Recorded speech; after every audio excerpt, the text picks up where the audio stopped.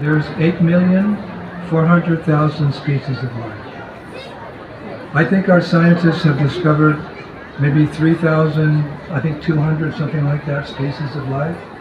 But it's interesting, Krishna, the creator, he says in this vast cosmos there's 8,400,000 species of life, probably scattered through the different universes and solar systems, etc. But be that as it may, Krishna stresses that out of all these different species of life, human form of life is the most important. That's a good thing you can take to your heart.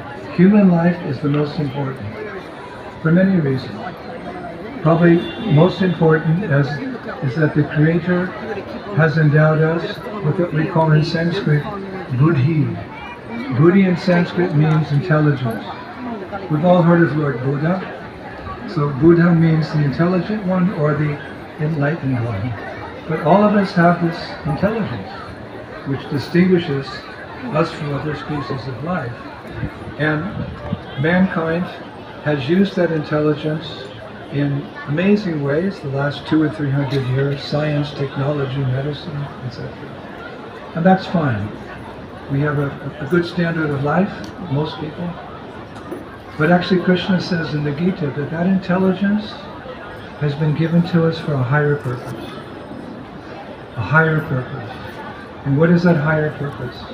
That intelligence has been granted to human beings because with that intelligence we can go within and discover our deeper spiritual nature.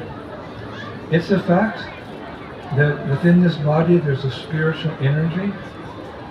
Within this body there's a spark of life. Within this body, as we say in Sanskrit, there's an Atman, there's a soul. And that's who we really are. So one of the gifts of human life, besides material prosperity, etc., is to understand who we actually are.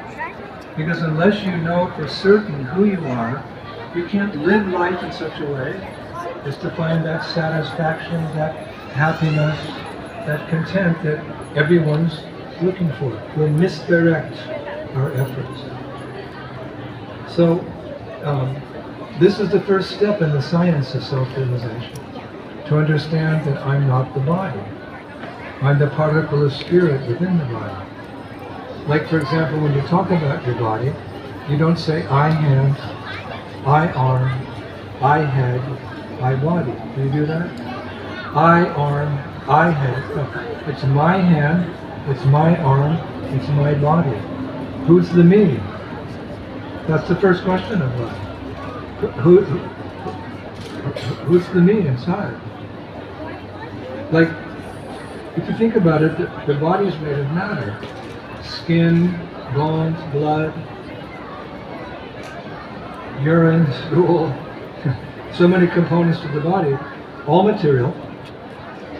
And if you look around the world here, there's so many material things made essentially the same components. There are tents, there's the asphalt, there's the buildings, there's the lights, it's all material, but if we look at it carefully, it's not conscious, it's not living, because matter doesn't have life. We sometimes say dead matter, people look for dead matter. No material thing, any combination, is conscious or living. Matter is by nature lifeless. So we get back to the body, right? And we talk about the material parts of the body, the skin, the bones. The same logic holds true. As those material things are not conscious, so this material body made of the same elements, it's not conscious, it's not living.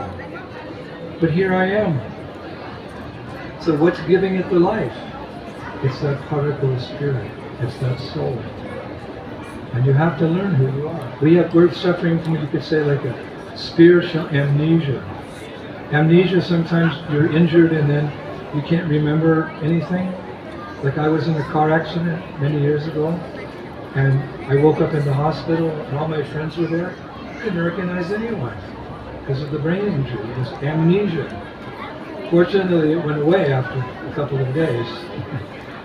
But we have this spiritual amnesia. We have forgotten our deep spiritual nature. And it's worth going in and finding out, because Krishna describes in the Bhagavad Gita that that particle is spirit. It's never born, it doesn't get diseased, it doesn't